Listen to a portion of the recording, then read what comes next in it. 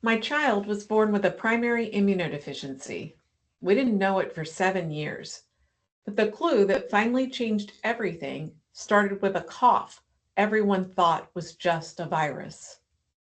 Welcome to the It's Probably Fine Club. I started this club for all the people who thought something was probably fine, or were told it was probably fine, and later discovered it absolutely was not. Today's story is about assumptions, and this story actually happened twice.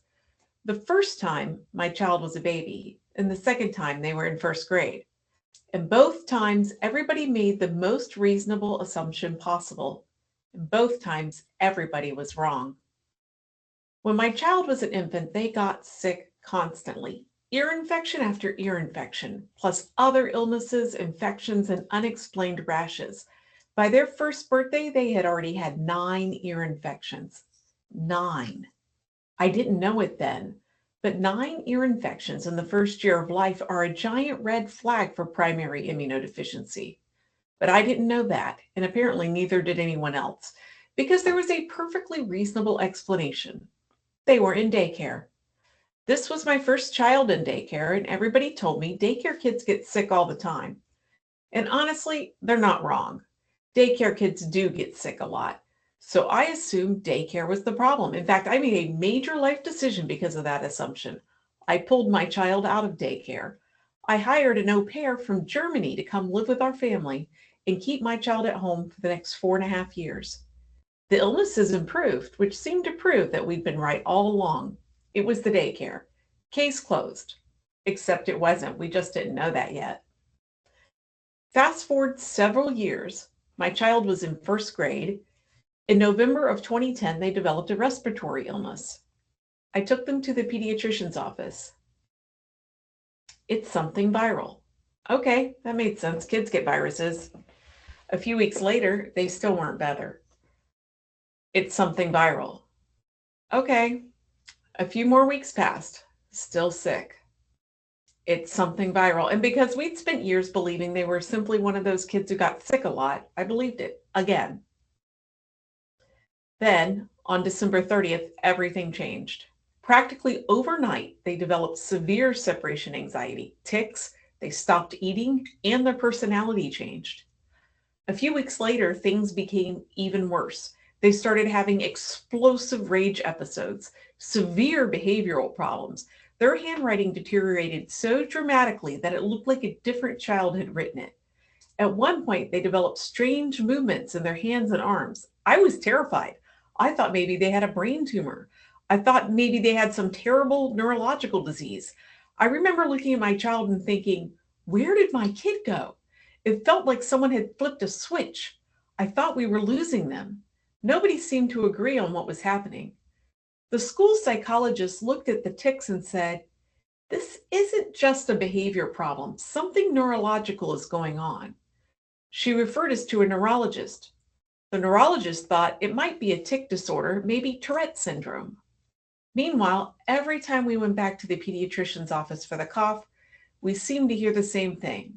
It's something viral. We had all these pieces, but nobody knew how they fit together. At the time, I thought we might be dealing with 3 completely different problems: a respiratory illness, a neurological disease, and a behavioral crisis. I had no idea they might all be connected.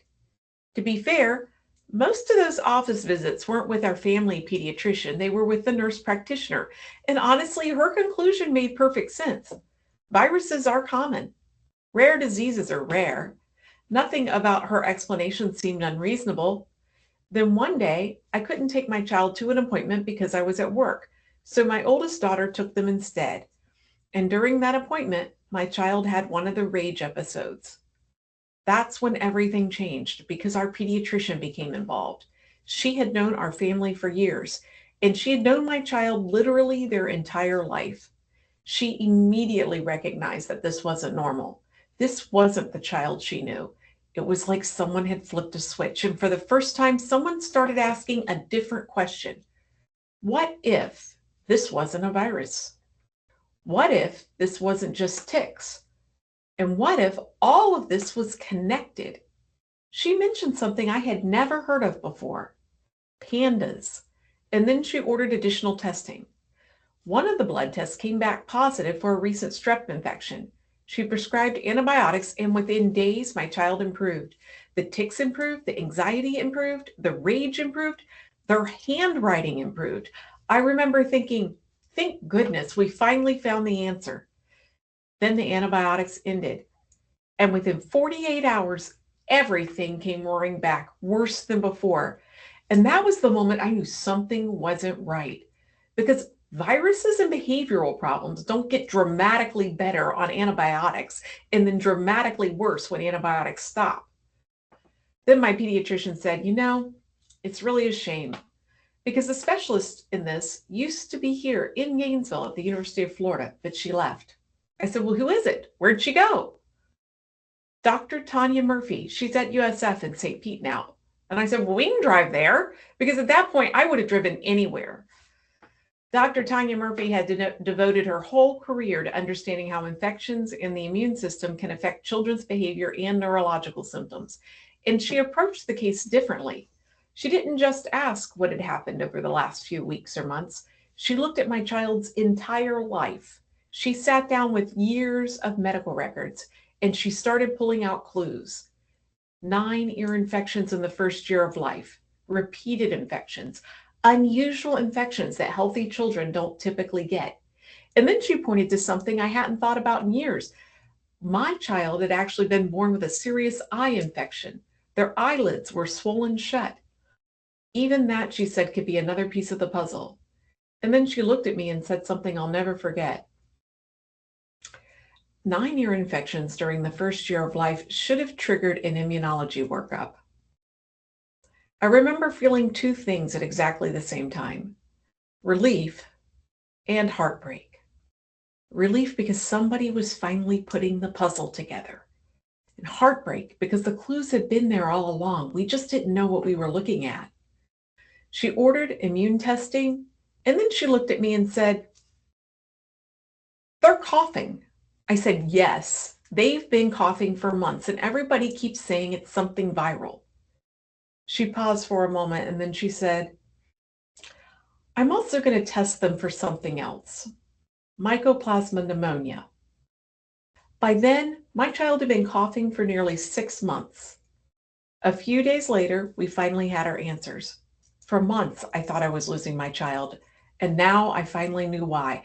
My child wasn't just a kid who gets sick a lot. They had a primary immunodeficiency, and the something viral turned out to be something entirely different. They had been battling Mycoplasma pneumonia for months. It would ultimately take 6 rounds of antibiotics and nearly a year before the infection was finally gone. Nearly a year after first hearing the words, it's something viral. Suddenly, everything made sense.